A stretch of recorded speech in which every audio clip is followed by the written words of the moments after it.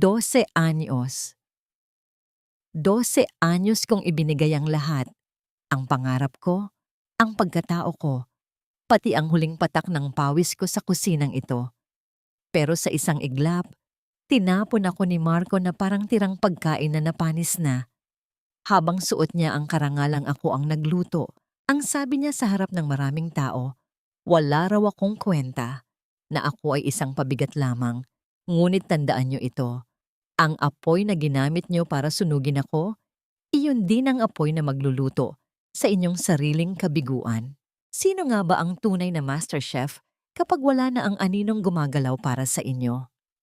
Ngayon, sisiguraduhin kong lalasap kayo ng pait na higit pa sa apdo.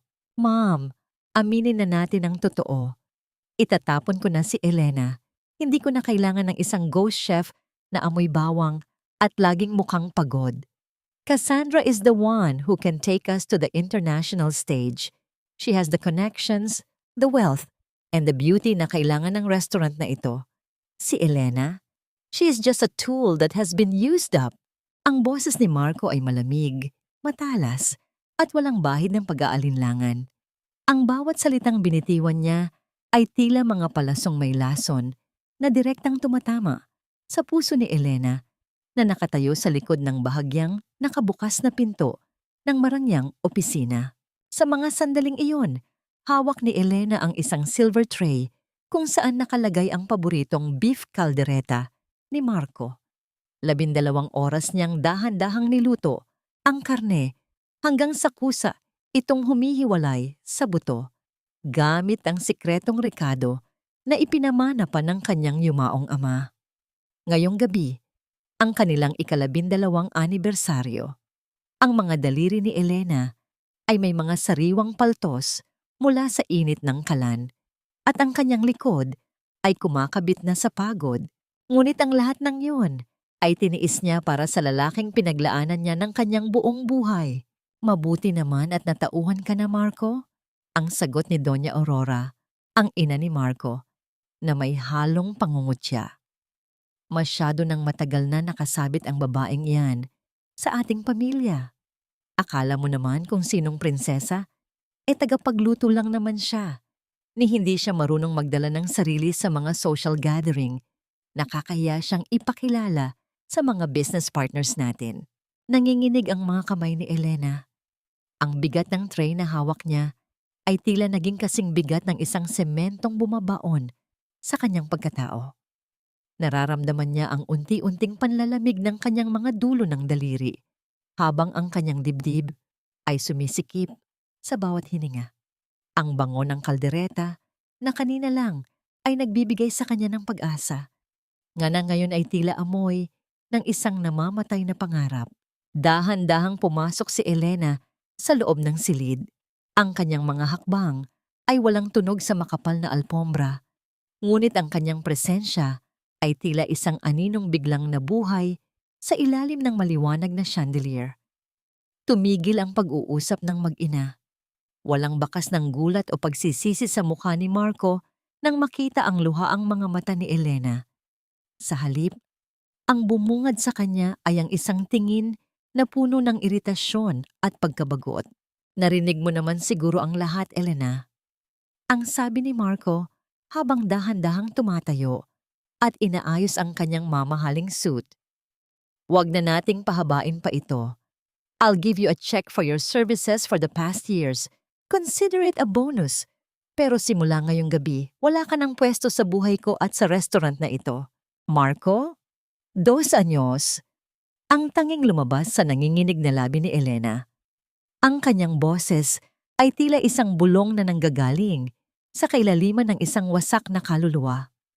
12 anyos akong nagtago sa kusina para ikaw ang purihin ng mundo. 12 anyos kong ibinigay ang lahat ng resipe ni Papa para lang maging sikat ka. Ganoon na lang ba yon? Isang mapait na tawa ang pinakawalan ni Doña Aurora. Utang na loob, Elena. Binigyan ka namin ng matitirhan at pagkain sa loob ng 2 anyos. Kung tutuusin, bayad na ang lahat ng paghihirap mo. Lumapit si Marco kay Elena, hindi para amuhin siya, kundi para kunin ang tray na hawak nito. Ngunit sa halip na ilapag ito sa mesa, sadyang tinabig ni Marco ang tray. Ang tunog ng pagbagsak ng porselana sa sahig ay tila hudyat ng huling pagtibok ng puso ni Elena para sa lalaking ito. Ang mainit na sarsa ng kaldereta ay tumalsik sa kanyang luma at kupas na sapatos, habang ang mga piraso ng karne na pinaghirapan niya ay nakakalat na ngayon sa sahig, marumi at wala ng silbi. Parang ang kanyang buhay, tapon, marumi at tinapakan. "You're messy, Elena. Just like this food," ang huling sabi ni Marco bago siya tinalikuran. "Pack your things. I want you out of this house before Cassandra arrives." Ayokong makakita ng kalat sa harap ng fiancé ko. Naiwan si Elena na nakatayo sa gitna ng silid. Ang kanyang mga paa ay tila nakabaon sa sahig, hindi makagalaw, habang ang lamig ng aircon ay tumatagos sa kanyang manipis na damit. Walang hikbi ang lumabas sa kanyang bibig, kundi ang isang tahimik na pagtangis na tanging ang kanyang kaluluwa lamang ang nakakaalam. Tumingin siya sa mga piraso ng basag na plato sa kanyang paanan. Doon, nakita niya ang sariling refleksyon sa isa sa mga piraso. Isang babaeng hindi na niya makilala. Isang babaeng nawalan ng kulay, nawalan ng boses, at nawalan ng dignidad sa ngalan ng isang maling pag-ibig. Habang lumalabas siya ng mansyon, dala ang isang lumang maleta sa ilalim ng malakas na buhos ng ulan sa Manila. Ang tanging naririnig niya ay ang paulit-ulit na tanong sa kanyang isipan na tila isang sumpa. Bakit sa loob ng 12 taon, hinayaan kong maging anino ang sarili ko para sa isang taong hindi man lang marunong tumingin sa dilim? Hanggang kailan ko titiisin ang pait ng pagkakaibigang ako lang ang nagpanatili at ang pag-ibig na ako lang ang nagluto? Ang bawat patak ng ulan na humahagupit sa balat ni Elena ay tila mga maliliit na karayom na gustong tumagos hanggang sa kanyang mga buto. Bit-bit ang kanyang lumang maleta na ang tanging laman ay ilang piraso ng kupas na damit at ang mga alaala ng kanyang ama. Naglakad siya sa madilim na kalsada ng Makati. Ang mga naglalakihang gusali na dati ay tila nagbibigay sa kanya ng liwanag, ngayon ay tila mga higanteng nakatitig sa kanya nang may pangungutya. Huminto siya sa ilalim ng isang waiting shed. Ang kanyang hininga ay bumubuo ng manipis na hamog sa lamig ng gabi. Sinubukan niyang kapain ang kanyang bulsa, umaasang may natira kahit kaunting barya para sa pamasahe. Ngunit ang tanging naramdaman ng kanyang mga daliri ay ang kalyo mula sa 12 taong paghawak ng kutsilyo para sa pangarap ng ibang tao. Napagtanto niya ang malupit na katotohanan. Sa loob ng mahabang panahon, ang lahat ng kinita ng restaurant ay diretsong napupunta sa bank account ni Marco. Wala siyang kahit isang sentimo mo na matatawag na kanya. Ang bawat pawis na pumatak sa kusina ay naging luho ni Marco, habang siya ay naiwang hungkag at walang sandigan. Sa gitna ng panginginig, naramdaman niya ang isang matigas na bagay sa loob ng kanyang maliit na pitaka. Isang lumang sulat at isang kinakalawang na susi. Ito ang huling bilin ng kanyang amang si Mang Tomas bago ito pumanaw. Dahan-dahan niyang binuklat ang basang papel, kung saan ang tinta ay bahagyang kumalat na parang mga luhang natuyo. "Elena, anak, kung sakaling dumating ang oras na pakiramdam mo ay wala ka nang mapuntahan, bumalik ka sa Baguio. Doon sa maliit na lupang iniwan ko sa iyo sa Strawberry Lane. Iyon ang tanging bagay na hindi ko hinayaang makuha ng kahit sino. Doon ka magsimula muli." Isang mapait na ngiti ang gumuhit sa labi ni Elena. Noong nabubuhay pa ang kanyang ama, laging binabanggit ni Marco na ang lupang iyon ay walang kwenta at dapat nang ibenta. Ngayon ay naiintindihan na niya kung bakit. Takot si Marco na magkaroon siya ng sariling matataguan. Takot ang lalaking iyon mayroong na balang araw ay matuklasan ni Elena na kaya niyang tumayo sa sarili niyang mga paa. Naglakad siya patungo sa terminal ng bus sa Pasay. Ang bawat hakbang ay puno ng pag-aalinlangan, ngunit may kaunting ningas ng desisyon. Sa gitna ng ingay ng mga makina ng bus, at ang amoy ng usok na humahalo sa malamig na hangin. Isang marangyang puting sasakyan ang huminto sa kanyang tapat. Bumukas ang bintana at lumitaw ang mukha ni Cassandra, ang babaeng papalit sa kanyang pwesto. Hindi lang sa kusina, kundi pati sa puso ni Marco. "Oh, look who's here! Ang dakilang ghost chef, naghihintay ng bus na parang pulubi." Ang sabi ni Cassandra habang pinaglalaruan ang kanyang mamahaling alahas. Ang kanyang tawa ay tila isang matalim na kuko na kumakalmot sa dignidad ni Elena. "Alam mo, Elena, you should be thankful. Iniligtas kita sa pagiging katulong habang buhay. Pero don't worry, I'll take care of Marco. And your recipes? Well, they're mine now. They fit me better anyway." Hindi sumagot si Elena. Nanatili siya nang nakatayo ng matuwid, kahit na ang kanyang mga tuhod ay tila bibigay na sa panghihina. Tiningnan niya si Cassandra ng diretso sa mga mata, isang tingin na puno ng pagod ngunit wala ng takot. "Ang recipe ay pwedeng nakawin, Cassandra." Ang boses ni Elena ay kalmado ngunit may bigat na tila isang banta. "Pero ang lasa na nanggagaling sa puso, hinding-hindi mo magagaya. Mag-ingat ka, dahil ang pagkain na niluto sa kasinungalingan ay laging nag-iiwan ng mapait na lasa sa huli." Mabilis na isinara ni Cassandra ang bintana ng sasakyan. Ang pagkairita ay bakas sa kanyang mukha, bago mabilis na pinaharurot ang kotse palayo. Sumakay si Elena sa bus patungong Baguio. Habang umaandar ang sasakyan papalayo sa Manila, isang matandang babae, nakatabi niya ang tahimik na nag-abot ng isang makapal at mainit na scarf. Wala itong sinabi, tanging isang mahinang pagtango lamang habang isinusuot ang tela sa leeg ni Elena. Ang init na naramdaman ni Elena mula sa simpleng kilos na yon ay higit pa sa anumang naramdaman niya sa loob ng 12 taon sa mansyon ni Marco. Habang ang bus ay dumadaan sa mga kalsadang puno ng ilaw, nahagip ng mga mata ni Elena ang isang malaking billboard sa gilid ng kalsada. Doon, nakalarawan si Marco at Cassandra, magkayakap at nakangiti sa harap ng kanilang bagong restaurant. Ang nakasulat sa itaas ay tila isang sampal sa kanyang mukha. "Marco's Legacy, the King of Filipino Cuisine." Naramdaman ni Elena ang isang matinding kurot sa kanyang dibdib. Ang bawat parangal na nakasabit sa pangalan ni Marco ay nakatayo sa ibabaw ng kanyang mga sakripisyo. Ngunit habang ang bus ay nagsisimulang umakyat sa palikulikong kalsada ng Cannon Road, ang bawat paikot ng gulong ay tila naglalayo sa kanya sa dilim ng Manila. Ang lamig ng Baguio ay unti-unti nang nararamdaman, tila isang malamig na yakap na naghihintay na linisin ang lahat ng dumi ng nakaraan. Napahawak si Elena sa susi sa loob ng kanyang bulsa. Sa bawat pag-akyat ng bus sa kabundukan, ang hangin ay nagiging mas sariwa. Ngunit ang puso niya ay nananatiling mabigat. Hindi niya alam kung ano ang naghihintay sa kanya sa Strawberry Lane o kung paano niya haharapin ang isang buhay na siya lang mag-isa. Tumingin siya sa malayo, sa mga anino ng mga puno ng pino na tila mga bantay sa kadiliman. Sa isang sulok ng kanyang isipan, naroon pa rin ang takot. Ngunit sa ilalim ng takot na yon, may isang maliit na tinig na nagsasabing, "Sa lupang iniwan ni Papa, walang anino ang pwedeng humarang sa sikat ng araw."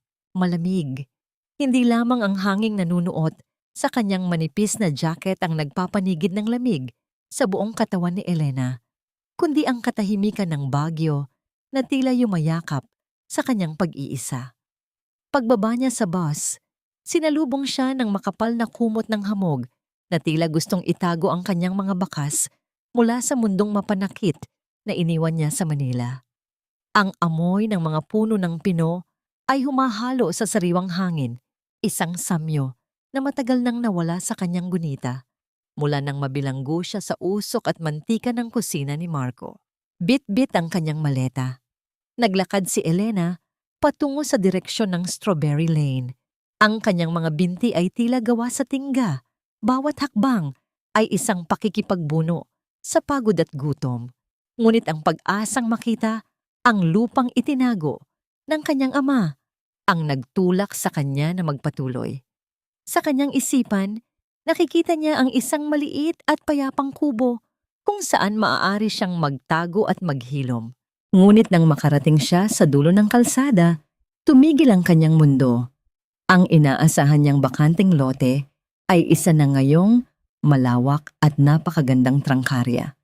Ang karatula sa harap ay gawa sa mamahaling kahoy na may nakaukit na Strawberry Lane Farm.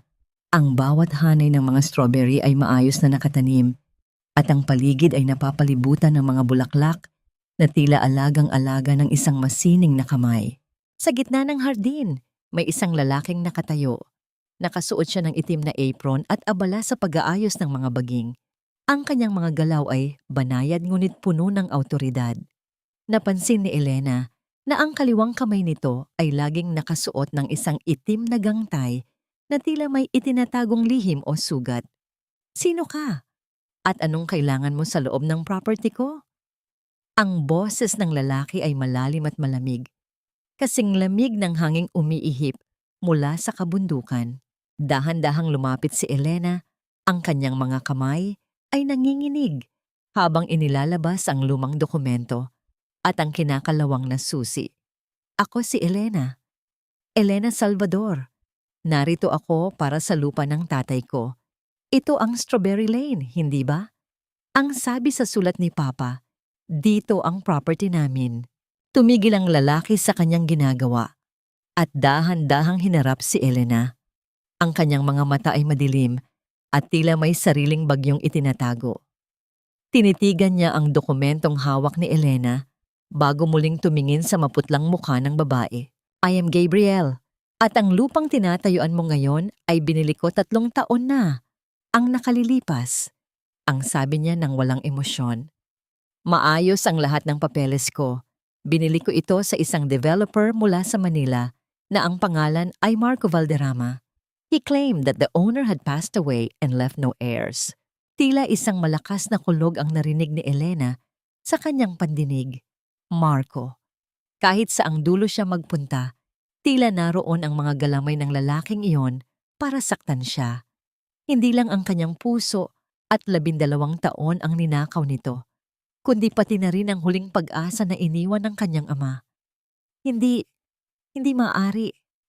Ang bulong ni Elena, ang kanyang paningin, ay nagsisimula ng lumabo. Akin ito. Ito na lang ang natira sa akin. I'm sorry, Miss Salvador, pero baka naliligaw ka lang o nagkakamali. Pagpapatuloy ni Gabriel habang dahan-dahang lumalapit. Napansin niya ang panginginig ng mga balikat ni Elena at ang labis na kaputlaan ng labi nito. You don't look well. Mas mabuting umalis ka na bago pa kita i-report sa mga guard. Sinubukan ni Elena na sumagot, ngunit ang bawat salita ay tila bumabara sa kanyang lalamunan. Ang bango ng mga pino na kanina ay nagbibigay ng ginhawa ay tila naging isang mabigat na pabigat sa kanyang dibdib. Ang lahat ng pagod, ang lahat ng gutom, at ang matinding sakit ng pagtataksil ay sabay-sabay na sumabog sa kanyang katawan. Inabot niya ang gate para humawak, ngunit ang kanyang mga daliri ay nawalan ng lakas. Ang susi ng kanyang ama ay nalaglag at lumikha ng isang mahinang tunog sa semento. Isang tunog na tila hudyat ng kanyang huling pagsuko. Miss! Miss! Ang huling narinig ni Elena ay ang boses ni Gabriel na puno na ngayon ng pag-aalala at ang pakiramdam ng isang matitigas na braso na sumasalo sa kanya bago pa man tumama ang kanyang katawan sa malamig na lupa. Kasabay ng pagpikit ng kanyang mga mata, ang kadiliman ay tila naging isang kumot na nag-aanyaya sa kanya na kalimutan muna ang lahat. Ngunit sa huling sandali ng kanyang malay, naramdaman niya ang isang kakaibang init mula sa mga kamay ni Gabriel. Isang init na tila nagsasabing sa gitna ng yelo at hamog ng bagyo, may isang apoy pang hindi namamatay. Nasa loob siya ng isang silid na amoy, tuyong dahon ng pino at sariwang lavender. Pagmulat ng mga mata ni Elena, ang unang bumungad sa kanya ay ang kisameng gawa sa madilim na kahoy at ang mahinang liwanag ng araw na sumisilip sa makapal na kortina. Marahan siyang bumangon, ngunit agad na dinalaw ng hilo. Ang bawat bahagi ng kanyang katawan ay tila bugbog sa pagod, at ang kanyang lalamunan ay tuyong-tuyo na parang lupang matagal na hindi nadilig.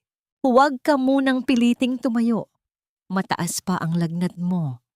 Ang boses ni Gabriel ay nanggaling sa isang madilim na sulok ng silid. Nakaupo ito sa isang selyadong kahoy, hawak ang isang baso ng tubig.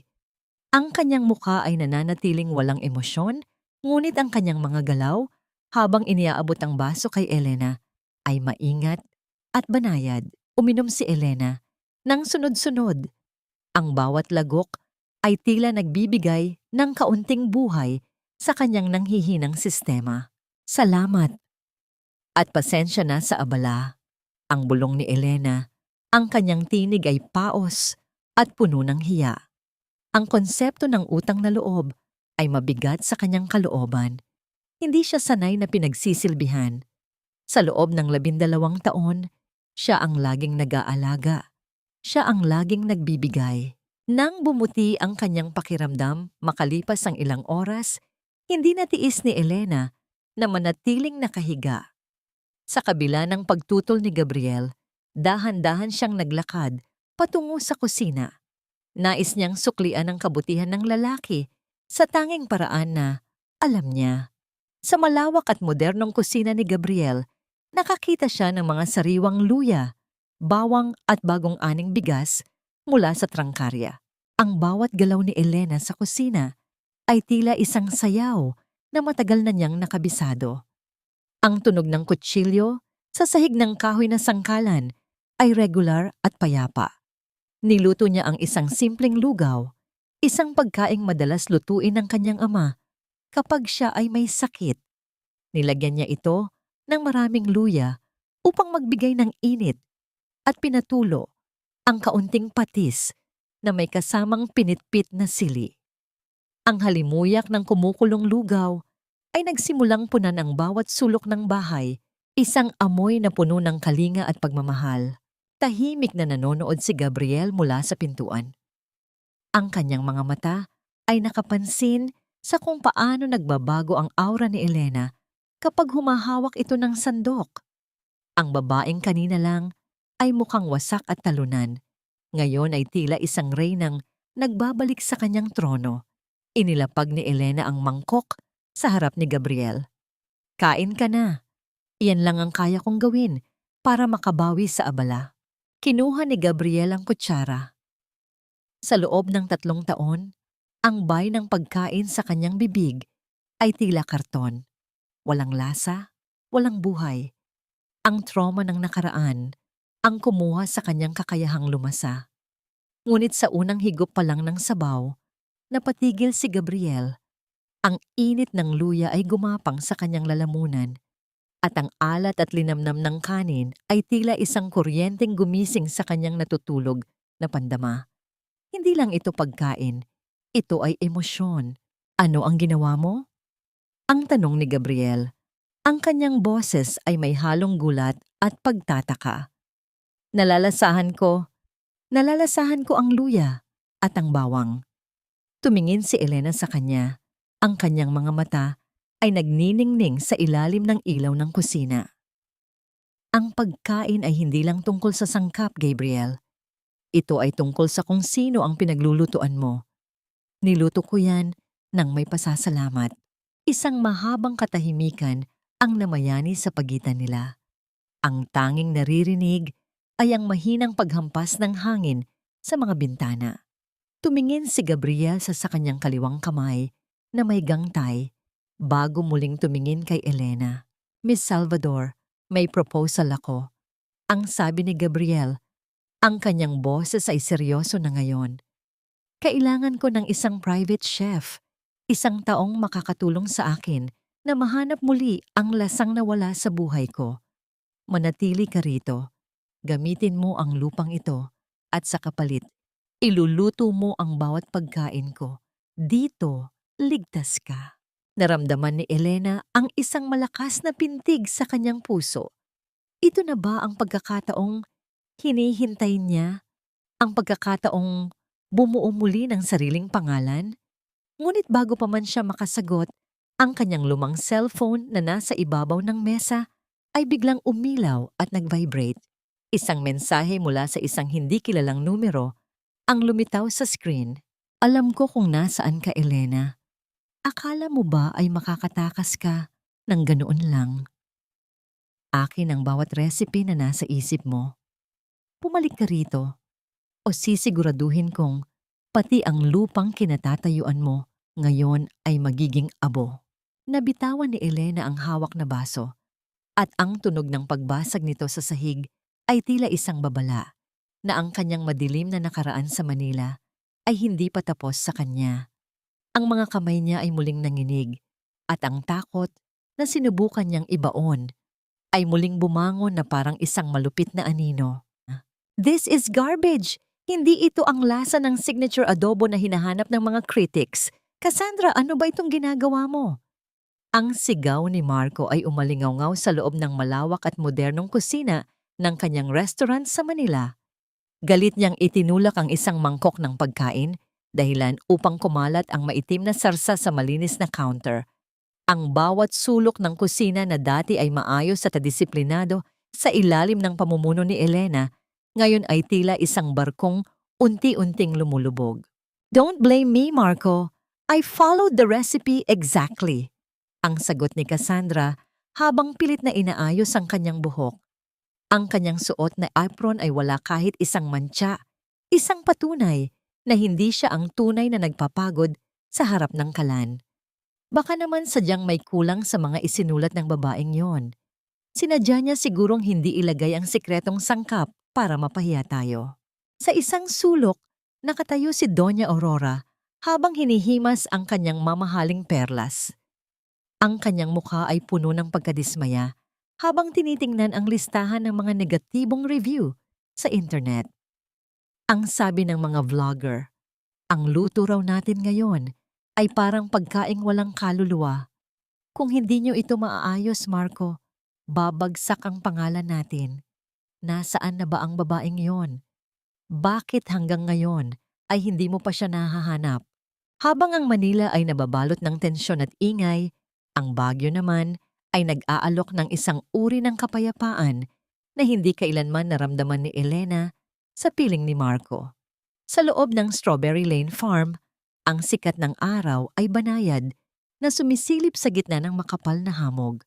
Nakatayo si Elena sa gitna ng mga hanay ng strawberry, tinuturuan si Gabriel kung paano mararamdaman ang pagkahinog ng bawat prutas hindi sa kulay nito, kundi sa tibay ng tangkay nito.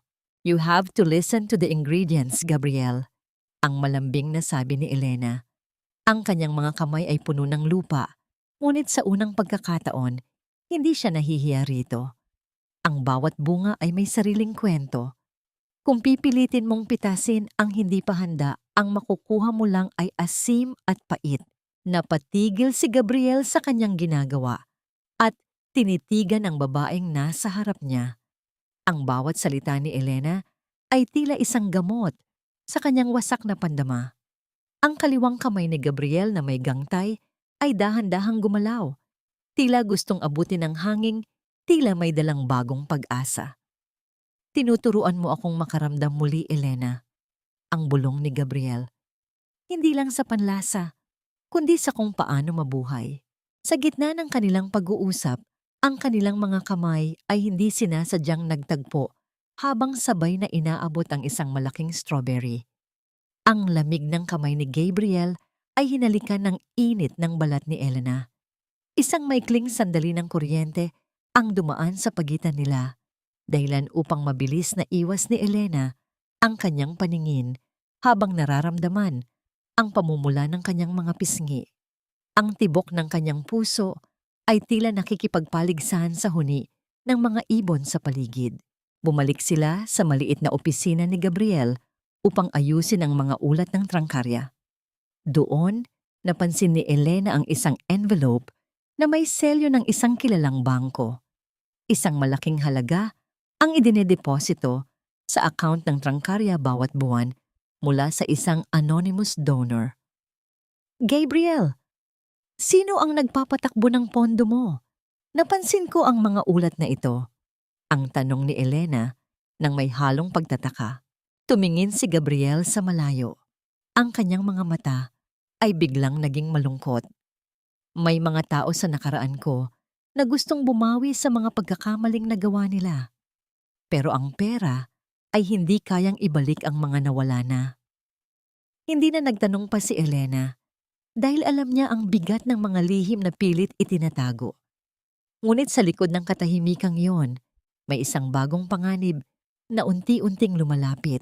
Sa Manila, hawak ni Marco ang kanyang tablet habang tinitingnan ang isang post sa social media. Ito ay isang litrato ng isang masayang turista sa palengke ng Baguio.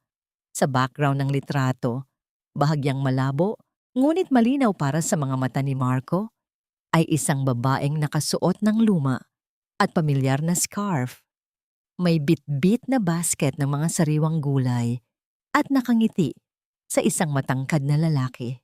Ang mga mata ni Marco ay nagningas sa galit habang hinihigpitan ang pagkakahawak sa kanyang gadget. Ang kanyang panga ay tumigas at ang isang mapait na ngiti ay gumuhit sa kanyang mga labi. So doon ka lang pala nagtatago, Elena? Kasama ang isang tagapagsaka? Ang bulong ni Marco na tila isang huni ng ahas. Akala mo ba ay papayagan kitang maging masaya habang sinisira mo ang buhay ko?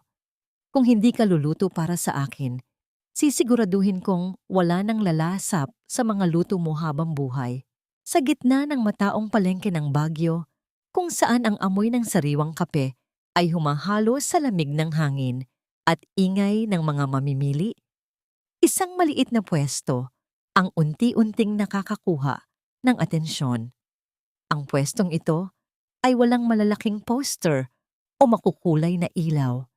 Ang tanging palamuti nito ay isang simpleng karatula na gawa sa kahoy na may nakaukit na isang salita. Anin. Bakit anino ang ipinangalan mo rito, Elena?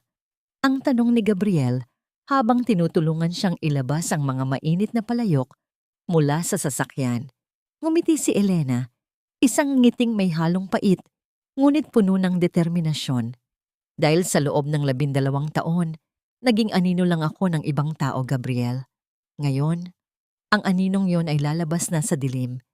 Hindi para maging sikat, kundi para patunayan na ang anino ay may sariling buhay. Sa unang araw pa lamang, ang halimuyak ng pinikpikan na may modernong twist at ang strawberry shortcake na hindi masyadong matamis ay dinumog na ng mga tao. Ang bawat subo ng mga mamimili ay sinusundan ng panlalaki ng mga mata at mabilis na pagtango. Naririnig ni Elena ang mga bulong ng paghanga. Mga salitang dati ay para lamang kay Marco, ngunit ngayon ay direkta nang dumarating sa kanyang mga pandinig. Sa bawat papuri, nararamdaman ni Elena ang unti-unting pagkabuo ng kanyang wasak na pagkatao. Napagtanto niya na ang talino at galing na akala niya ay dahil kay Marco, ay nasa loob niya pala simulat sa pool.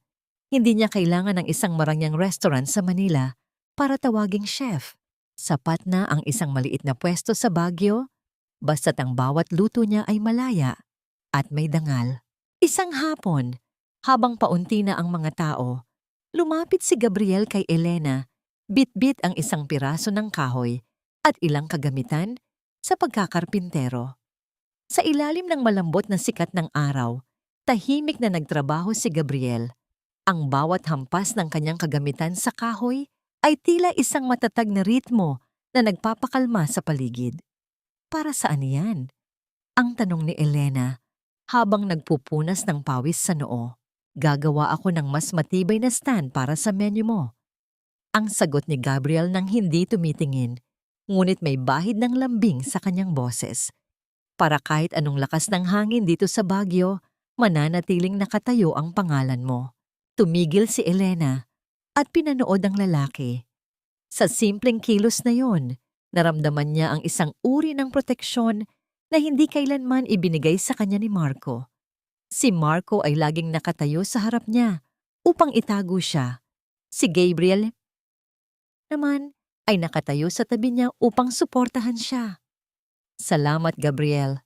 Ang bulong ni Elena. Tumingin si Gabriel sa kanya. Ang kanyang mga mata ay tila nagniningning.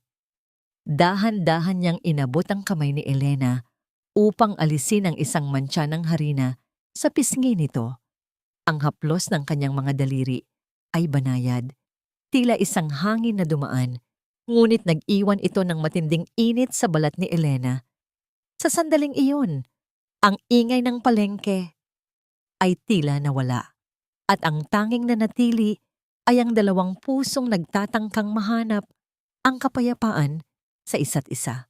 Ngunit ang katahimikan ay biglang nabasag ng isang pamilyar na tunog. Ang tunog ng isang mamahaling sapatos na humahakbang sa semento. Isang hakbang na may kasamang yabang at awtoridad. Naramdaman ni Elena ang panlalamig ng kanyang batok. Ang bango ng niluluto niyang pagkain ay tila biglang naging mapait sa kanyang pangamoy. Dahan-dahan siyang lumingon. Nakatayo sa harap ng kanyang maliit na stall, si Marco. Nakasuot ito ng isang itim na trench coat, ang kanyang buhok ay maayos na nakastyle. Ngunit ang kanyang mga mata ay puno ng pagkamuhi at pagkainggit, habang tinititigan ang mga taong masayang kumakain ng luto ni Elena. Isang mapait na ngiti ang sumilay sa labi ni Marco. So ito na pala ang bago mong palasyo, Elena, sa gitna ng basura at ingay ng palengke. Ang boses ni Marco ay tila isang lason na kumalat sa hangin. Akala ko naman kung anong dakilang bagay ang gagawin mo pag alis mo sa akin. Nagpapakapagod ka rito para sa barya, habang sa Manila, hinihintay ka ng trono mo. Napakababa pala ng pangarap mo. Naramdaman ni Elena ang panginginig ng kanyang mga kamay, ngunit bago pa man siya makapagsalita, humakbang si Gabriel sa harap niya. Tila isang pader na naghihiwalay sa sikat ng araw at sa dilim na dala ni Marco. Sino ka? At anong ginagawa mo rito? Ang tanong ni Gabriel. Ang kanyang boses ay may dalang panganib na tila isang bulkang malapit ng sumabog. Tumingin si Marco kay Gabriel nang may pangungutya. Ako lang naman ang may-ari ng lahat ng narito sa isip ng babaeng yan. At ikaw? Mukhang ikaw ang bagong tagapagsakang na uto niya. Tumingin si Marco ng diretso kay Elena. Nilalampasan ang presensya ni Gabriel. Elena, huwag kang maging tanga. Hindi ka mabubuhay dito. Bumalik ka na sa akin. At baka mapatawad pa kita sa pag-alis mo. Ang cliffhanger na ito ay nag-iiwan sa ating lahat ng katanungan. Susuko ba si Elena sa takot at sa anino ng kanyang nakaraan? O tuluyan na siyang maninindigan sa gitna ng hamog ng bagyo? Elena, please, kailangan mong makinig sa akin. Nagkamali ako. Aaminin ko. Pero huwag mo naman sanang kalimutan ng lahat ng pinagsamahan natin dahil lang sa isang pagkakamali. Ang boses ni Marco na kanina lang ay puno ng yabang, biglang lumambot at naging mapait. Tila isang sugatang aso na humihingi ng awa. Ang kanyang mga mata, na dati ay puno ng panghahamak, ngayon ay tila basa ng mga luhang hindi pa tumutulo. Ang biglang pagbabago ng kanyang anyo ay sapat na para mapatigil ang sino mang nakakakilala sa kanya. Pagkakamali, ang boses ni Elena ay bahagyang nanginginig. Ang itapon ako na parang basura pagkatapos ng 2 anyos ay hindi pagkakamali, Marco. Plano iyon. At ang saktan ako sa harap ng bago mong fiancé, bahagi rin ba yon ng pagkakamali mo? Bumuntong hininga si Marco at dahan-dahang lumapit, hindi pinapansin ang matatalas na tingin ni Gabriel. I was under pressure, Elena. Ang restaurant, ang utang sa bangko, kailangan ko lang ng puhunan ni Cassandra. Pero ikaw ang kailangan ng kusina ko. Simula nang umalis ka, wala nang gustong kumain doon. Malulugi kami, Elena. Mawawala ang lahat ng pinaghirapan natin. Isang mapait na tawa ang kumawala sa mga labi ni Elena. Pinaghirapan natin o pinaghirapan ko? Doon na inilabas ni Marco ang kanyang pinakamatalim na sandata. Ang sandatang alam niyang hinding-hindi matatanggihan ni Elena. Nakalimutan mo na ba, Elena? Noong nasa banig ng karamdaman ng tatay mo, sino ang nagbayad ng hospital bills? Sino ang humanap ng espesyalistang nagpahaba ng buhay niya ng ilang taon? Kung hindi dahil sa akin, hindi sana naging mapayapa ang huling mga sandali ni Tito Tomas. Utang mo sa akin ang bawat hiningang idinugtong ko sa buhay ng ama mo. Ang mga salitang iyon ay tila isang malakas na sampal na nagpabingi kay Elena. Ang alaala ng kanyang amang nahihirapan ay muling bumangon.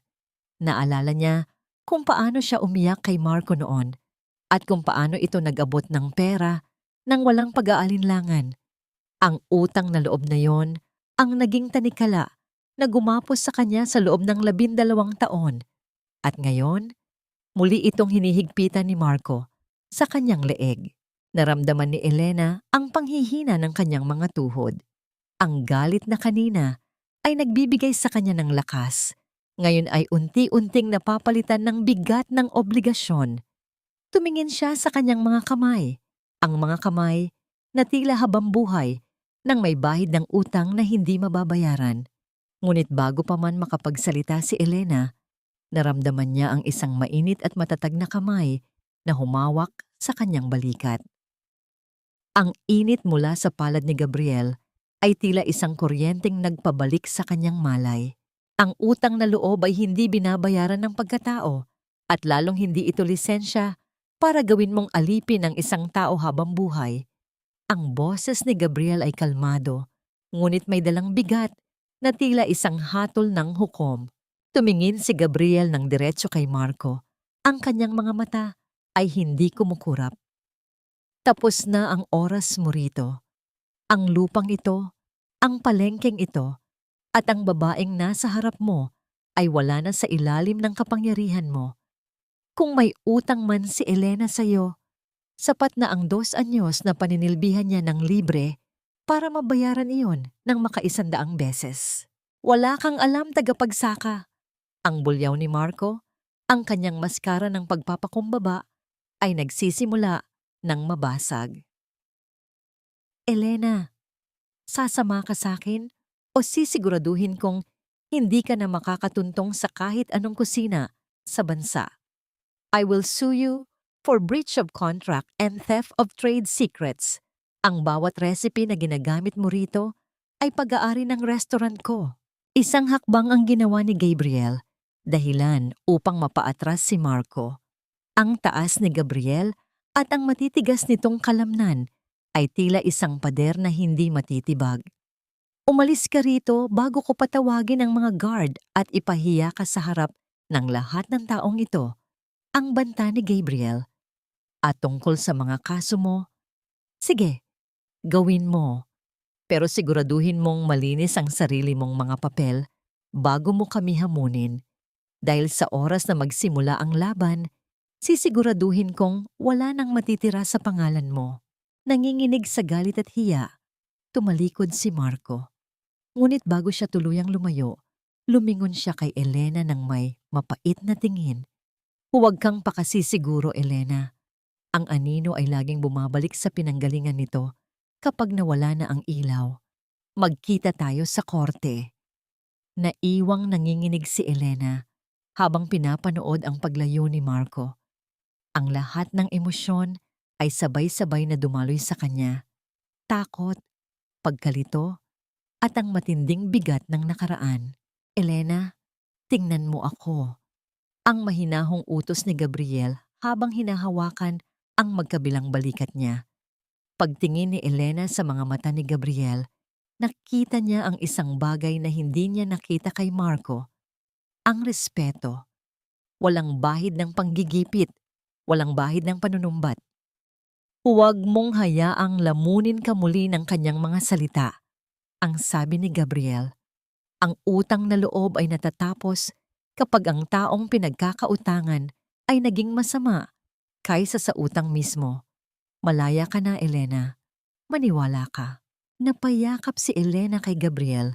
Ang kanyang mga luha ay sa wakas ay bumuhos na parang ulan sa Bagyo. Sa gitna ng ingay ng palengke, At nang nagbabadyang bagyo ng mga demanda, naramdaman niya ang isang uri ng kaligtasan. Ngunit sa likod ng kanyang isipan, alam niyang hindi pa tapos si Marco. Ang laban ay hindi na lang tungkol sa pagluluto. Ito ay tungkol na sa kanyang kalayaan at sa katotohanang matagal nang ibinaon sa limot. Walang utang, Elena. Walang utang na loob na dapat bayaran dahil ang lahat ay isang malaking kasinungalingan. Ang boses sa loob ng isipan ni Elena ay tila isang sirang plaka na paulit-ulit na nagpapaalala sa kanya ng sakit. Nakaupo siya sa sahig ng kanyang maliit na silid sa trangkarya ni Gabriel sa harap ng isang lumang baul na gawa sa Nara. Hawak niya ang kinakalawang na susi na ibinigay ng kanyang ama bago ito bawian ng buhay. Sa loob ng 12 taon, natakot siyang buksan ito dahil akala niya ay puro pait lamang ang laman nito. Ngunit ngayong gabi, ang pait ay naging lason. Sa loob ng baul, natagpuan ni Elena ang isang lumang logbook at ilang mga resibo ng ospital na nakatago sa ilalim ng isang kupas na litrato nila ng kanyang ama. Habang binabasa niya ang mga huling sulat ni Mang Tomas, ang mundo ni Elena ay tila gumuho sa pangalawang pagkakataon. Hindi binayaran ni Marco ang mga bills sa ospital. Ang totoo, bago pumanaw si Mang Tomas, ibinigay nito ang lahat ng naipong pera para sa edukasyon ni Elena at ang titulo ng lupa sa Baguio kay Marco. Sa paniniwalang papakasalan at aalagaan ni Marco ang kanyang anak. Ngunit ang perang iyon ay ginamit ni Marco para itayo ang kanyang unang restaurant habang hinayaan niyang mamatay si Mang Tomas sa isang pampublikong ward dahil sa kakulangan ng tamang gamot. Ang utang na loob na ipinamukha ni Marco kay Elena sa loob ng mahabang panahon ay isang malupit na panlilinlang, isang kadena na gawa sa dugo ng sarili niyang ama. Ang lamig ng sahig ay gumapang sa balat ni Elena, ngunit ang apoy sa loob ng kanyang dibdib ay nagsisimula ng magliyab. Ang kanyang mga daliri ay maring nakakapit sa gilid ng baul hanggang sa mamuti ang kanyang mga kuko. Walang hikbi ang lumabas sa kanyang bibig, kundi isang tuyong tawa na puno ng puot. Ang lalaking pinaglilingkuran niya, ang lalaking inalayan niya ng kanyang dangal at talento, ay ang siya palang pumatay sa huling pag-asa ng kanyang ama. Dahan-dahang tumayo si Elena.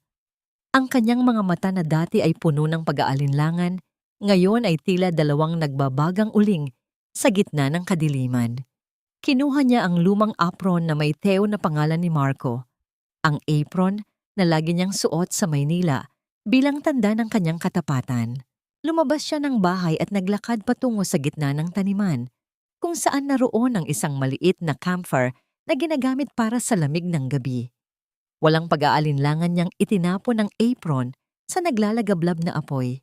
Pinanood niya kung paano lamunin ng dilaw na dila ng apoy ang tela hanggang sa maging abo ang huling koneksyon niya sa nakaraan. Elena, nanggaling ang boses ni Gabriel sa likuran niya. Nakatayo ang lalaki sa ilalim ng liwanag ng buwan. Ang kanyang mukha ay puno ng pag-aalala.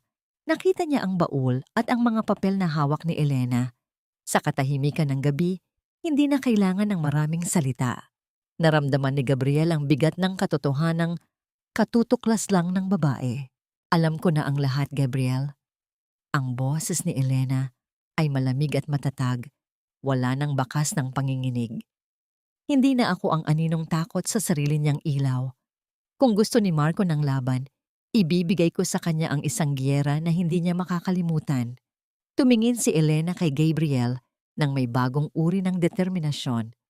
Gusto kong sumali sa National Culinary Cup, hindi para sa tropeo, kundi para bawiin ang bawat lasa, bawat recipe, at bawat dangal na ninakaw niya sa pamilya ko. Isang matipid na ngiti ang gumuhit sa labi ni Gabriel. Lumapit siya at dahan-dahang ipinatong ang kanyang kamay sa balikat ni Elena. Kung ganoon, maghanda ka. Dahil hindi kita hahayaang lumaban ng mag-isa. Ipakita natin sa kanila kung ano ang kayang gawin ng isang pusong naghahanap ng katarungan. Habang ang mga abo ng apron ay tinatangay ng hangin ng Baguio, ang cliffhanger na ito ay nagmamarka ng simula ng pagbabago. Hindi na ito tungkol sa pagtakas. Ito ay tungkol sa paghihiganti sa pinakamatamis at pinakamasarap na paraan. Ngunit sa likod ng determinasyon ni Elena, isang lihim pa ang itinatago ni Gabriel, isang lihim na maaring magpabago sa kapalaran ng National Culinary Cup. Ang lasa ng isang putahe ay hindi lamang nasa dila, Elena. Ito ay nakaukit sa bawat alaala ng taong nagluluto nito. Ang bulong na iyon ni Gabriel ay tila isang mainit na haplos sa gitna ng malamig na gabi sa kusina ng trangkarya. Sa loob ng isang linggo, ang bawat gabi ay naging saksi sa kanilang pagsasanay. Ang liwanag ng gasera at ang mahinang ugong ng kalan ang tanging nagbibigay buhay sa silid. Dito, sa pagitan ng mga sako ng harina at mga basket ng sariwang damo, tinuturuan ni Gabriel si Elena ng mga teknik na tanging mga batikang master lamang ang nakakaalam. Relax your wrist, Elena. Huwag mong labanan ng kutsilyo.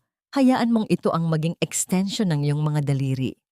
Ang malumanay na utos ni Gabriel habang dahan-dahang lumalapit sa likuran ni Elena. Naramdaman ni Elena ang init ng katawan ni Gabriel sa kanyang likuran. Dahan-dahang hinawakan ni Gabriel ang kamay ni Elena upang itama ang anggulo ng paghiwa sa mga sariwang herbs. Sa sandaling iyon, ang bawat tunog sa paligid ay tila naglaho. Ang tanging naririnig ni Elena ay ang sarili niyang mabilis na tibok ng puso at ang banayad na paghinga ni Gabriel sa tabi ng kanyang tenga. Ang amoy ng rosemary at ang panlalaki, ngunit malinis na samyo ni Gabriel ay humahalo sa hangin na lumilikha ng isang pakiramdam na matagal nang hindi naramdaman ni Elena. Ang pakiramdam na siya ay pinahahalagahan. Gabriel, ang mahinang tawag ni Elena. Ang kanyang boses ay tila isang pag-amin ng isang bagay na hindi pa niya kayang sabihin. Binitawan ni Gabriel ang kanyang kamay, ngunit hindi siya lumayo. Tinitigan niya ang mga mata ni Elena. Ang kanyang mga mata na dati ay puno ng yelo, ngayon ay may bakas ng isang nagbabagang apoy. Bakit mo ito ginagawa para sa akin? Ang tanong ni Elena. Bakit mo ibinibigay ang lahat ng kaalaman mo sa isang babaeng hindi mo naman kakilala noong nakaraang buwan? Isang mapait na ngiti ang sumilay sa mga labi ni Gabriel. Kinuha niya ang isang pirasong dahan-dahang hinog na strawberry at tinitigan ito. Dahil 3 taon na ang nakalilipas, nasa pwesto ka rin ni Marco, pero ako ang nasa pwesto mo ngayon. Nawalan ako ng asawa dahil sa dumi ng politika sa Culinary Cup. Si Isabel. Siya ang pinakamagaling, pero dinungisan nila ang pangalan niya para paboran ang isang makapangyarihang pamilya. Namatay siyang may dalang pait sa kanyang puso at kasabay ng kanyang huling hininga na wala rin ang kakayahan kong lumasa. Napatakip ng bibig si Elena sa gulat. Ang lalaking akala niya ay malamig at walang pakialam ay may dala palang sugat na kasing lalim ng sa kanya. Ang pagtulong sa iyo, Elena, ay ang tanging paraan ko para makahingi ng tawad sa kanya, para patunayan na ang katotohanan ay may pwesto pa rin sa mundong ito. Ang sabi ni Gabriel, ang kanyang boses ay bahagyang nanginginig sa emosyon. Sa sandaling iyon, ang kanilang mga damdamin ay tila nagtagpo sa isang tahimik na pangako. Isang pangako ng paggaling at pagbawi. Dahan-dahang itinaas ni Elena ang kanyang kamay at hinawakan ang kaliwang kamay ni Gabriel. Ang kamay na laging may gangtay. Sa unang pagkakataon, hinayaan ni Gabriel na hawakan siya ni Elena nang walang pag-aalinlangan. Gagawin natin ito, Gabriel, hindi lang para sa akin, kundi para rin kay Isabel, ang pangako ni Elena. Ngunit ang katahimikan ng gabi ay biglang nabasag ng tumunog ang telepono ni Elena. Isang email ang pumasok mula sa National Culinary Cup Committee. Mabilis itong binuksan ni Elena. Ang kanyang mga mata ay nanlaki habang binabasa ang bawat salita. Hindi maaari. Ang bulong ni Elena. Ang kanyang mga kamay ay muling nanginig. at ang cellphone ay halos malaglag sa sahig. Anong nangyari? Ang tanong ni Gabriel habang kinukuha ang telepono.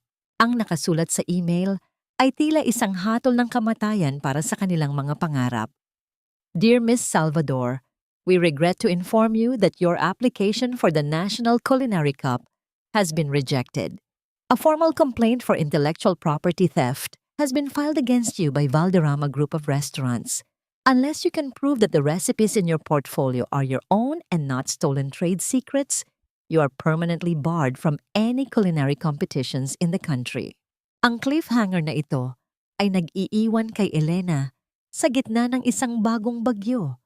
Kung kailan handa na siyang lumaban, muling ginamit ni Marco ang kapangyarihan nito para putulin ang kanyang mga pakpak. Sa ilalim ng malamig na liwanag ng kusina, ang tanong ay, hindi na lang kung paano magluluto ng masarap, kundi kung paano lalabanan ang isang dambuhala sa korte ng batas at katotohanan. Ang bawat gusali sa Maynila ay tila mga aninong pilit na humihigop kay Elena pabalik sa dilim na kanyang tinakasan.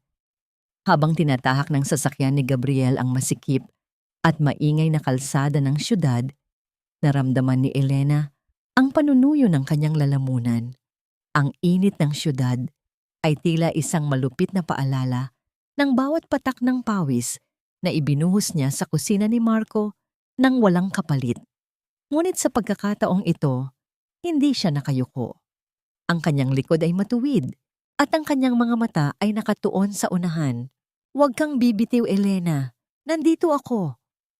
Ang mahinahong sabi ni Gabriel habang mahigpit na hawak ang manibela. Ang presensya ng lalaki ay tila isang kuta na nagbibigay sa kanya ng lakas na harapin ang halimaw sa sarili nitong lungga. Pagdating nila sa National Culinary Cup Press Conference, ang lahat ng mata ay lumingon sa kanila. Ang mga flash ng kamera ay tila mga kidlat na nagnanais na huliin ang bawat bakas ng takot sa kanyang mukha. Ngunit ang bumungad sa kanila ay isang bagong Elena, nakasuot ng isang simpleng asul na blazer. Ang kanyang buhok ay maayos na nakatali at ang kanyang mukha ay walang bakas ng pampaganda. Tanging ang ningning ng kanyang determinasyon. Sa kabilang dulo ng silid, nakatayo si Marco at Cassandra. Agad na nagtagpo ang mga mata ni Marco at Elena. Ang mapanguyam ng ngiti ni Marco ay unti-unting naglaho nang makita ang kumpiyansa sa mga mata ng babaeng akala niya ay tuluyan na niyang nadurog. Anong ginagawa mo rito, Elena? Ang tanong ni Marco nang makalapit sila. Ang kanyang boses ay puno ng panggigipit sa harap ng mga reporter. I already filed a case against you. Wala kang karapatang tumapak sa kompetisyong ito. Actually, Mr. Valderrama, she has every right. Ang boses ni Gabriel ay umalingaw-ngaw sa buong silid, malamig at puno ng awtoridad. Lumapit ang isang matandang lalaki na kilala bilang chairman ng Culinary Cup. Yumuko ito ng bahagya kay Gabriel, isang kilos na nagpagulat sa lahat, lalo na kay Marco at Doña Aurora, na kanina lang ay nakangiting nakamasid. Mr. Gabriel Sebastian, it's an honor to have you back, ang sabi ng chairman. Nagkaroon ng bulungan sa paligid. Ang tagapagsaka mula sa Baguio ay ang siya palang nawawalang tagapagmana ng Sebastian Food Group, ang pinakamalaking supplier ng mga sangkap sa buong bansa. Sa isang iglap, ang kapangyarihan ni Marco ay tila naging isang maliit na buhangin sa harap ng isang higante. Hindi ninakaw ni Elena ang mga recipe mo, Marco. Ang sabi ni Elena, ang kanyang boses ay malinaw at matatag. Dahil ang mga resepeng iyon ay hindi kailanman naging iyo. Sila ay mga alaala ng tatay ko na ginamit mo para itago ang sarili mong kawalan ng talento. Today, we let the food speak the truth. Dahil sa bigat ng pangalan ni Gabriel, pansamantalang sinuspinde ang rejection kay Elena hanggang sa matapos ang kompetisyon. Ang kondisyon, kung matatalo siya, habang buhay siyang mawawalan ng lisensya. Kung mananalo siya, kailangang iurong ni Marco ang lahat ng kaso. Nagsimula ang unang bongti. Ang lahat ng mga kalahok ay nakatayo sa likod ng kanilang mga kitchen station. Ang kaba sa dibdib ni Elena ay tila isang tambol na mabilis ang paghampas. Tumingin siya kay Gabriel na nasa VIP section. Isang tahimik na tango ang isinagot nito sa kanya. Ang ating secret ingredient para sa unang elimination round. Ang anunsyo ng host habang binubuksan ang malaking kahoy na kahon sa gitna ng entablado. Nang makita ni Elena ang laman ng kahon, tila tumigil ang kanyang paghinga. Ang mga piraso ng tuyo o tuyong isda na nakalatag sa ibabaw ng yelo. Para sa iba, ito ay isang simpleng hamon. Ngunit para kay Elena, ang tuyo ay ang simbolo ng kanyang pinakamahirap na sandali.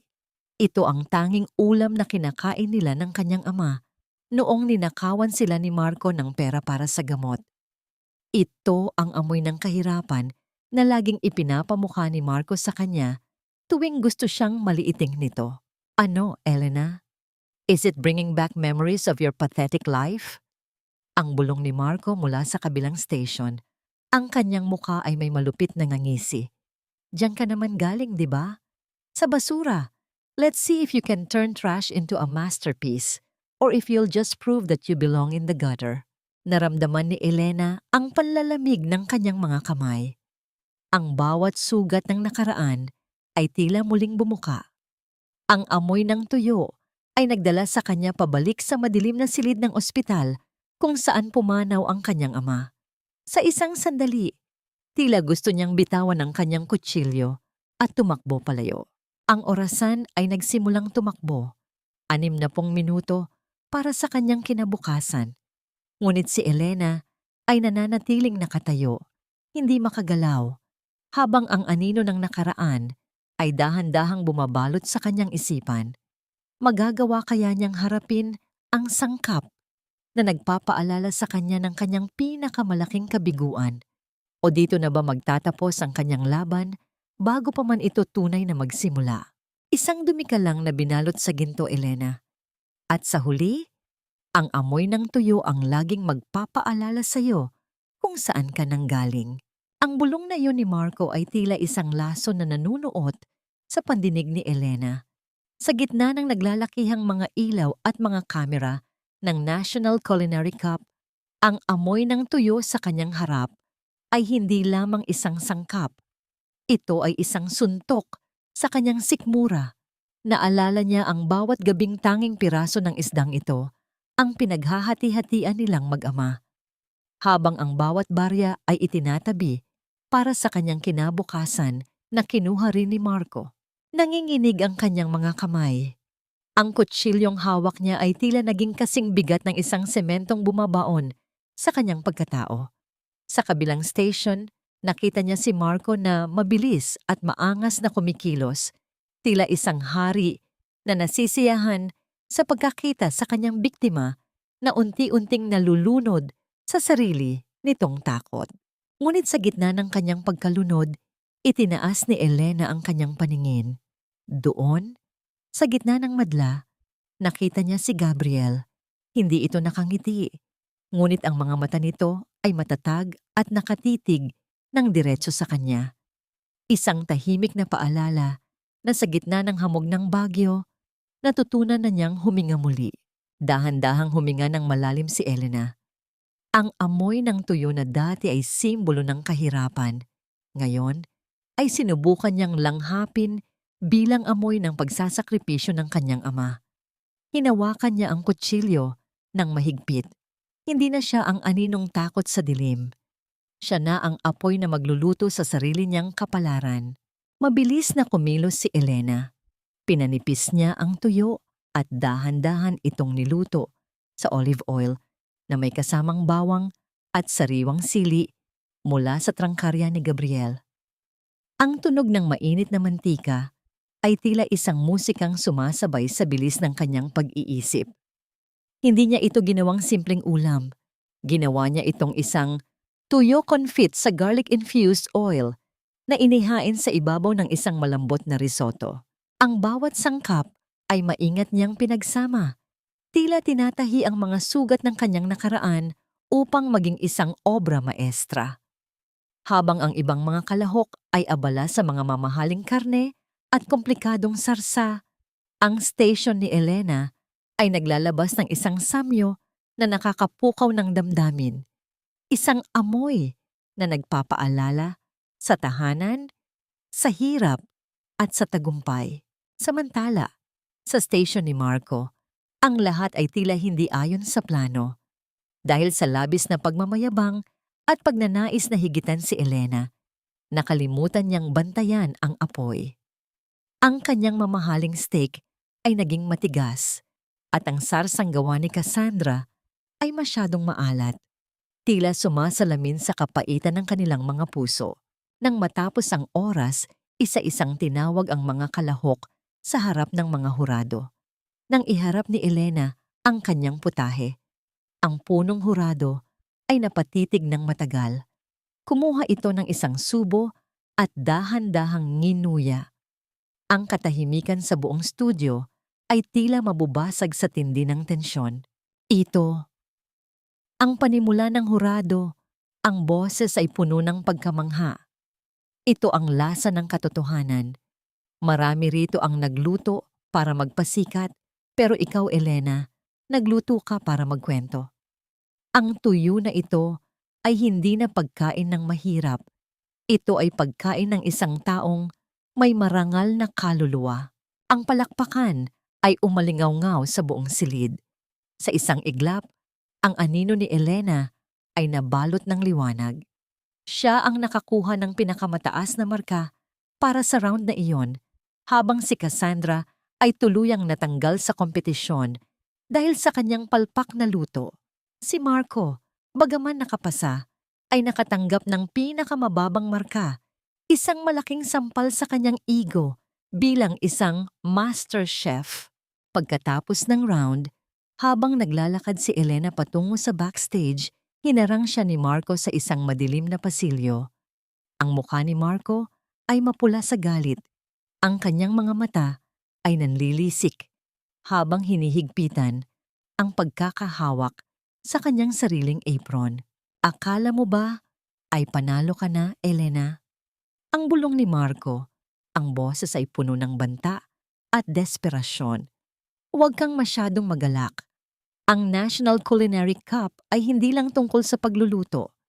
Sa susunod na round, sisiguraduhin kong hindi ka lang matatalo. Sisiguraduhin kong mawawala ang lahat ng mahahalaga sa iyo. Tandaan mo, may mga bagay na hindi kayang lutuin ng talento mo. Nanginig ang puso ni Elena nang makita ang isang madilim na ngiti sa labi ni Marco bago ito tuluyang tumalikod. Isang kakaibang kaba ang dumaloy sa kanyang mga ugat. Ano ang plano ni Marco? At hanggang saan ang kayang gawin ng isang taong handang pumatay ng dangal para lamang sa kapangyarihan? Habang papalabas si Elena, napansin niya ang isang estrangherong lalaki na may suot na itim na sombrero na kanina pa nakamasid sa kanya mula sa malayo. Isang malamig na hangin galing sa aircon ang humalik sa kanyang batok. Tila isang babala ng isang mas malaking unos na paparating. Dito ka lang naman nababagay, Elena. Sa dilim, sa lamig, at sa likod ng mga pintong ako ang may hawak ng susi. Ang boses ni Marco ay muling umalingaw-ngaw, hindi na sa isang marangyang studio, kundi sa loob ng 4 na sulok ng isang masikip at napakalamig na silid. Pagmulat ng mga mata ni Elena, ang unang bumungad sa kanya ay ang maputing usok ng kanyang sariling hininga. Ang paligid ay puno ng mga nakasabit na karne at mga bulto ng yelo. Nasa loob siya ng walk-in freezer ng kanilang lumang restaurant. Ang lugar kung saan siya nagbuhos ng libu-libong oras para sa pangarap ni Marco. Ngayon ay naging sarili niyang kabaong. Ang lamig ay tila libu-libong maliliit na karayom na sabay-sabay na tumutusok sa kanyang balat, nanunuot hanggang sa kanyang mga buto. Sa harap niya, nakatayo si Marco. Hawak nito ang isang bote ng mamahaling alak. Ang kanyang mga mata ay nanlalabo sa kalasingan at desperasyon. Ang kurbata nito ay maluwag na at ang kanyang mukha ay puno ng isang uri ng baliw na ngiti na nagpapatayo ng balahibo ni Elena. Alam mo, Elena, dito tayo nagsimula, di ba? Ang sabi ni Marco habang dahan-dahang lumalapit. Nung wala pa tayong kahit ano, dito tayo nangarap. Pero bakit ngayon? Ikaw ang sumisira sa lahat. Why are you doing this to me? I made you. Binigyan kita ng buhay. Sinubukan ni Elena na igalaw ang kanyang mga kamay, ngunit ang mga ito ay mahigpit na nakatali sa isang bakal na rack. Ang sakit ng lubid sa kanyang mga pulso ay unti-unting namamanhid dahil sa lamig. Sa kabila ng takot, pinilit ni Elena na panatilihin ang kanyang boses na matatag. Hindi mo ako ginawa, Marco. Ninakawan mo ako. Ang boses ni Elena ay mahina, ngunit puno ng talim. Ninakawan mo ang tatay ko. Alam ko na ang totoo.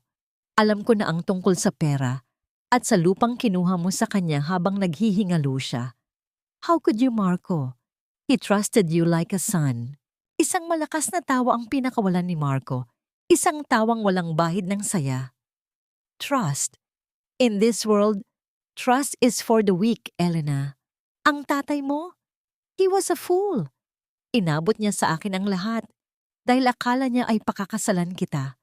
I just took what was necessary for my success. Kung namatay siya sa public ward, kasalanan yun ng tadhana, hindi sa akin. I used that money to build this empire. It was a sacrifice for the greater good. Naramdaman ni Elena ang isang matinding hapdi sa kanyang puso, higit pa sa hapdi ng lamig.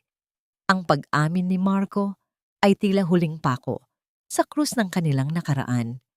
Ngunit sa gitna ng kanyang panginginig, may isang bagay na hindi napapansin ni Marco. Ang suot na apron ni Elena ay may isang maliit na bulsa kung saan nakatago ang kanyang cellphone na kanina pa nakarecord ang bawat salitang lumalabas sa bibig ng lalaki. You're a monster, Marco. Ang bulong ni Elena. And monsters don't win in the end. Really? Ang uyam ni Marco habang hinahawakan ang panga ni Elena nang mapanakit. Look at you.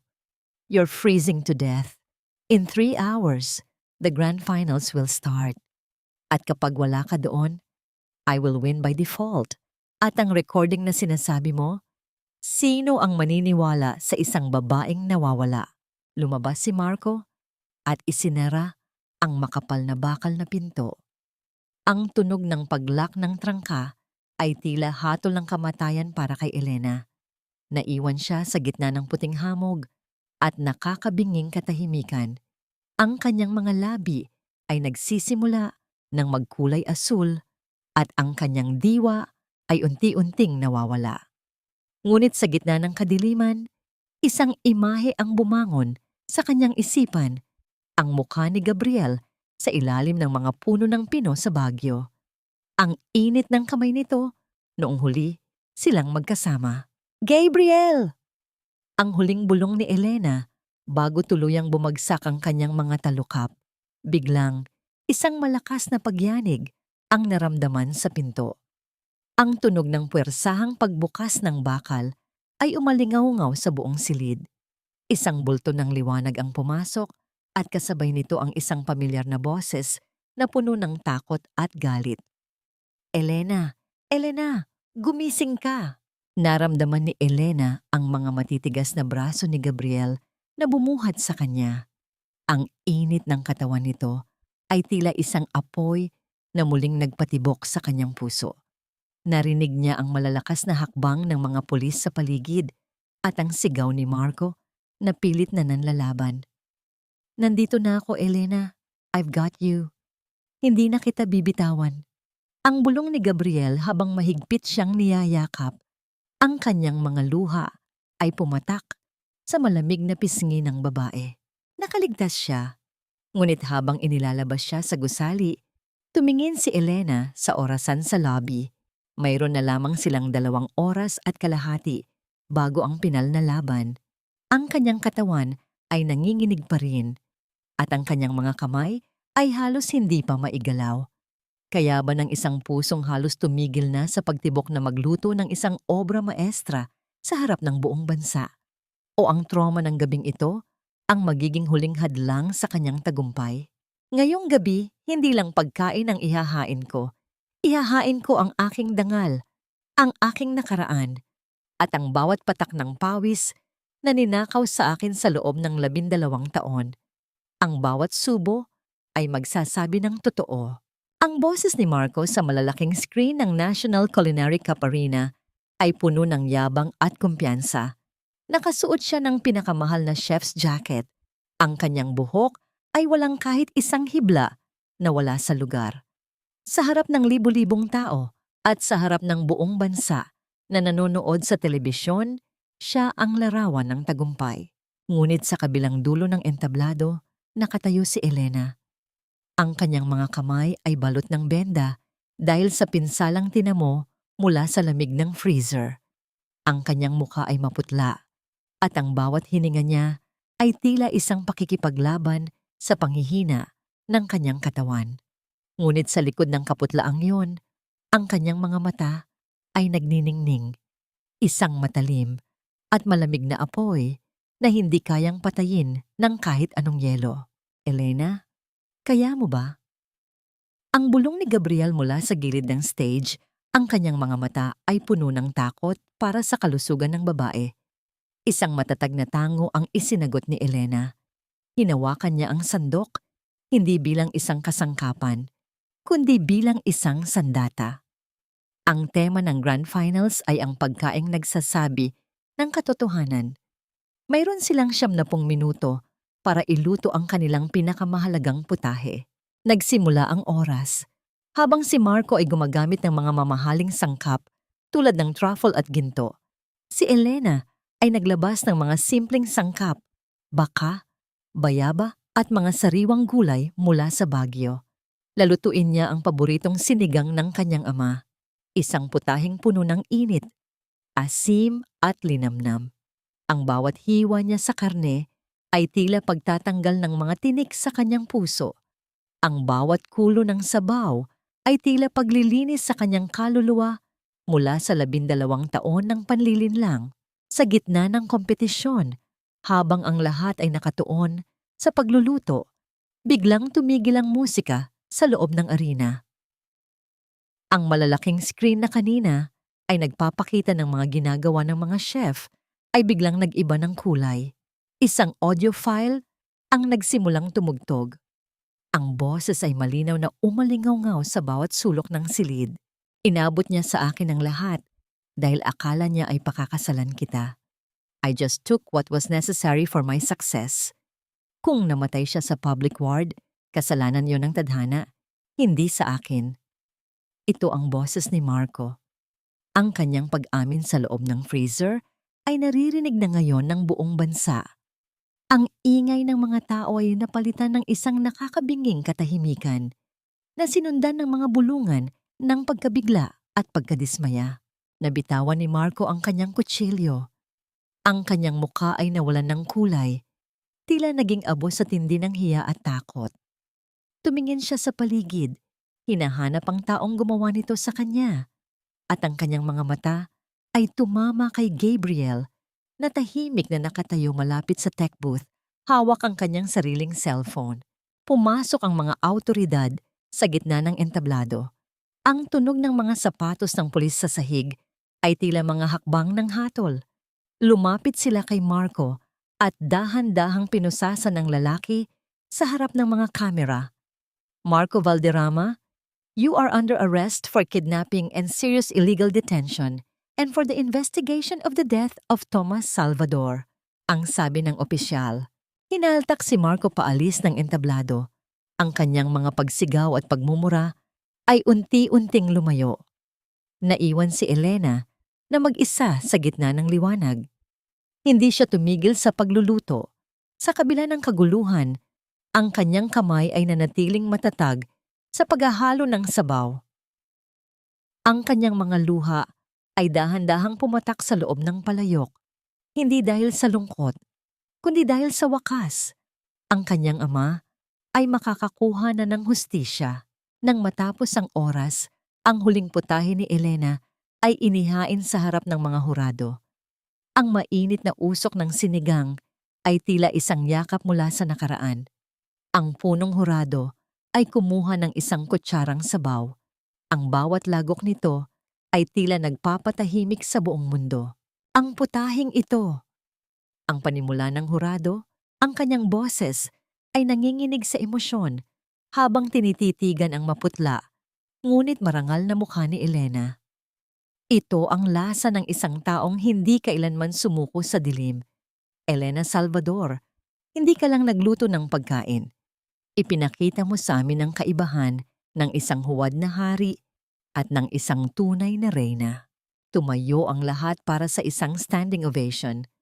Ang palakpakan ay tila isang malakas na agos na tumatangay sa lahat ng sakit ni Elena.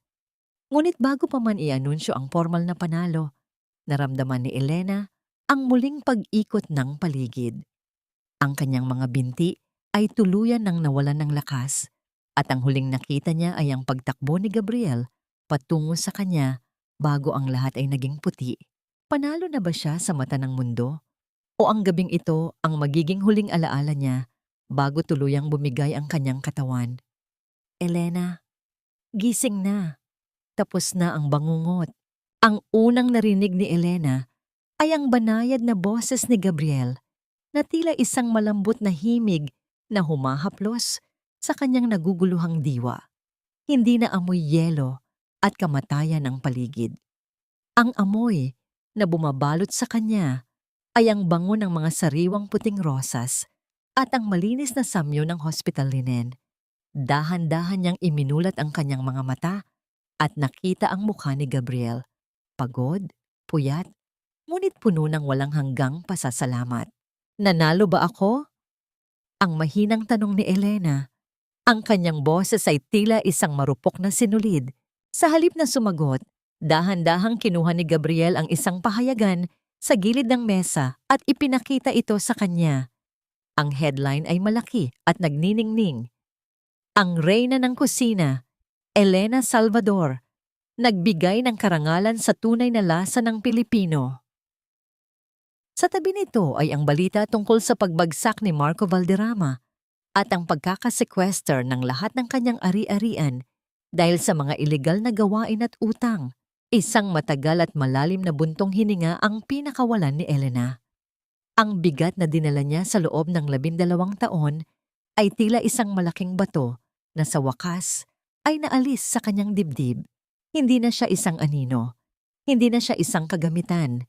Siya na si Elena, isang malayang babae, isang mahusay na chef, at isang anak na nagbigay ng katarungan sa kanyang ama. Sa kabilang bahagi ng lungsod, ang dating marangyang restaurant ni Marco ay nababalot na ngayon ng dilaw na tape ng pulis. Nakatayo sa labas si Doña Aurora. Bit-bit ang ilang piraso ng kanyang natitirang alahas habang pinapanood ang paghatak sa kanilang mga kagamitan. Ang kanyang mukha na dati ay puno ng yabang, ngayon ay tuyot at puno ng gatla ng takot. Wala na ang mga kaibigang nakikinabang sa kanila. Wala na ang kapangyarihang ipinangdidikdik niya sa ibang tao. Ang karma ay tila isang malakas na agos na tumangay sa lahat ng kanilang itinayong kasinungalingan. Bago tuluyang lisanin ng Maynila, may isang huling bagay na kailangang gawin si Elena.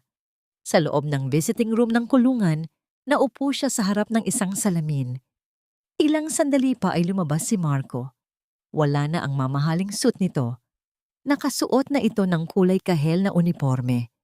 Ang kanyang buhok ay gulo-gulo at ang kanyang mga mata ay puno ng pait at inggit. Nandito ka ba para pagtawanan ako? Ang bulyaw ni Marco, ang kanyang boses ay paos at puno ng puot. Akala mo ba ay talo na ako? Babangon ako, Elena. Sisiguraduhin kong babagsak ka rin. Tiningnan siya ni Elena nang may halong awa.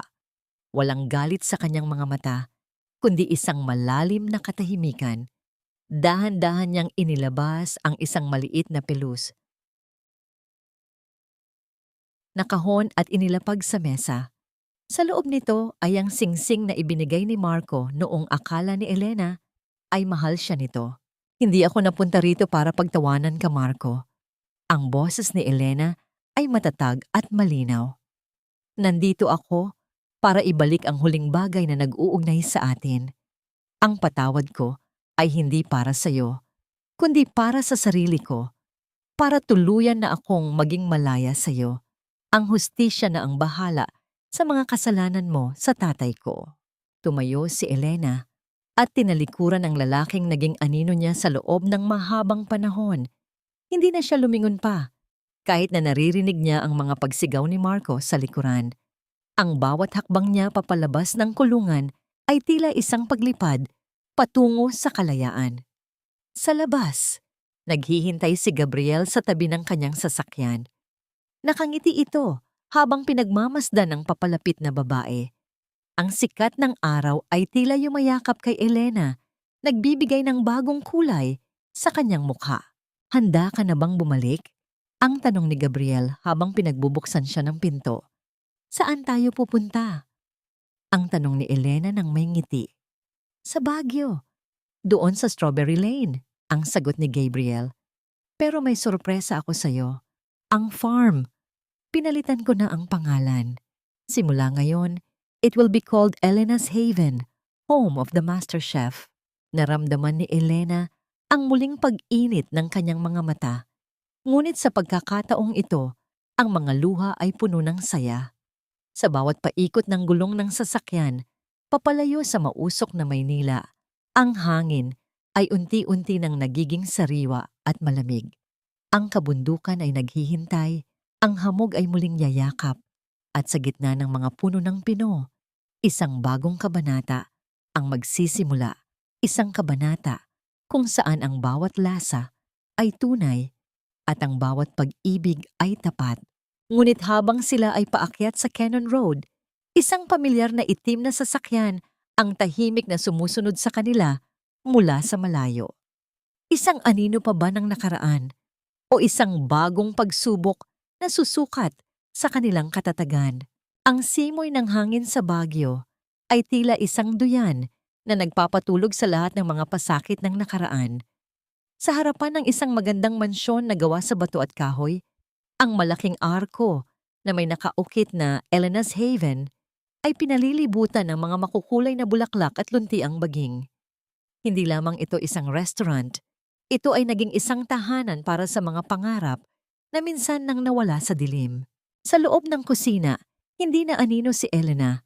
Siya ang sentro ng liwanag. Nakasuot siya ng malinis at maputing chef's jacket na may teo na ginto sa kanyang pangalan. Sa paligid niya ay enggiya ang ilang mga kabataang babae na kanyang tinuturuan. Mga kababaihang tulad niya ay dumanas ng hirap at pang-aapi. Ngunit ngayon ay natututo nang humawak ng sarili nilang kapalaran sa pamamagitan ng pagluluto. Laging tandaan, ang sikreto ng masarap na pagkain ay hindi sa dami ng rekado, kundi sa katapatan ng inyong puso. Ang malamig na payo ni Elena habang tinutulungan ang isang apprentice sa pagtitimpla ng sarsa. Mula sa pintuan, tahimik na nakamasid si Gabriel. Wala na ang itim na gangtay sa kanyang kaliwang kamay. Ang kanyang mga mata ay puno ng paghanga at pagmamahal habang pinagmamasdan ang babaeng nagpabago sa kanyang mundo. Lumapit siya kay Elena at dahan-dahang ipinatong ang kanyang kamay sa baywang nito. The guests are waiting, Chef Elena, at mukhang hindi na sila makapaghintay na lumasap ng iyong obra maestra, ang bulong ni Gabriel nang may halong lambing. Ngumiti si Elena at sumandal ng bahagya sa dibdib ng lalaki. Sandali na lang, Gabriel. Gusto ko lang siguraduhin na ang bawat plato ay may dalang pag-asa.